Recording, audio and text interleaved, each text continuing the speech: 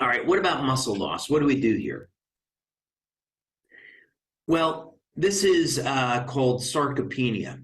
It's related to age, and by the time someone gets to the age of 70, they could have lost 35%, let's say, of their muscle mass. No getting around it. Lack of exercise is going to be single biggest contributing factor. If you're resistance training, if you're doing regular push-ups or weightlifting, anything that's pull-ups, pick something, yoga, qigong, something that's regular exercise that's putting a resistance against the muscle, um, you are going to be helping to maintain your overall strength, bone density, and muscle mass. So you got to exercise. Now, if you're going to the gym, you're exercising at home, and you're not getting results, chances are that you have a low protein diet. You're not getting enough protein. As we age and the cells begin to shrink, you need more protein in your diet. It's more difficult to metabolize protein. You might need 40 grams of protein to turn on muscle protein synthesis, mTOR. You need enough of the amino acid leucine, 4 grams, if you're, let's say, over 50, to turn on muscle protein synthesis. So don't underestimate whether or not you're getting enough protein in the diet. Of course, overall poor nutrition is a problem, lack of sleep, the amount of time you need to rebuild muscle, and of course, low testosterone for men and women makes it about impossible to build muscle. So we want to look at all these things. Now, the good news is that no matter what your age, you can improve your health and vitality and improve your body composition. Doesn't matter.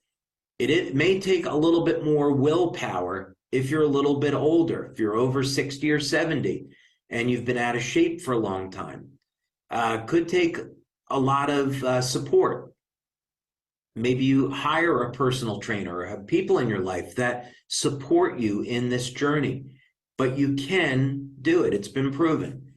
Again, here what we want to do is improve mitochondrial function, improve stem cell activity, improve your diet, get enough protein, get that testosterone and growth hormone up, use supplements where needed. You got to exercise. You've got to do resistance training, even if it's just push-ups and squats. 10, 15 minutes of exercise. Maybe that's all you need to get started. And make sure you're getting enough sleep. Okay, so we have a lot of data here on patching. Obviously, X39 and X49 are the go-to products that we've studied the most on improving body composition. But we've also got a great study on the use of carnosine. Carnosine is a mild anabolic, so it's muscle building. And we see that just with carnosine, within the first week of use, you're going to have an improvement in strength and stamina. So you can turn this around very quickly. Please make sure, though, if you haven't exercised in a while, take it slow. When I was younger, my mom's uncle died because he went to his doctor and the doctor said, you've got to go out and lose some weight, so start exercising. And he went out and went for a jog and he dropped dead. It was heartbreaking, absolutely heartbreaking. He was a wonderful man. And to have that happen was completely unnecessary. So if you haven't exercised in a long time, please take it slow. Work with your healthcare practitioner. Use a personal trainer. Get back into shape. You didn't get out of shape overnight. You're not going to get in shape overnight. This is a lifelong commitment.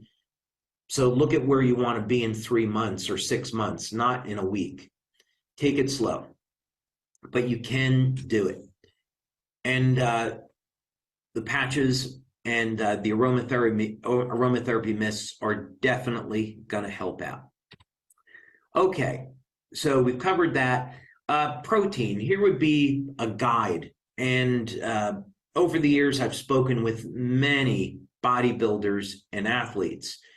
To put you in the ballpark, you could simply take your body weight in pounds and multiply by 80%, and then say, okay, based on that number, I'm going to take 1 gram of protein.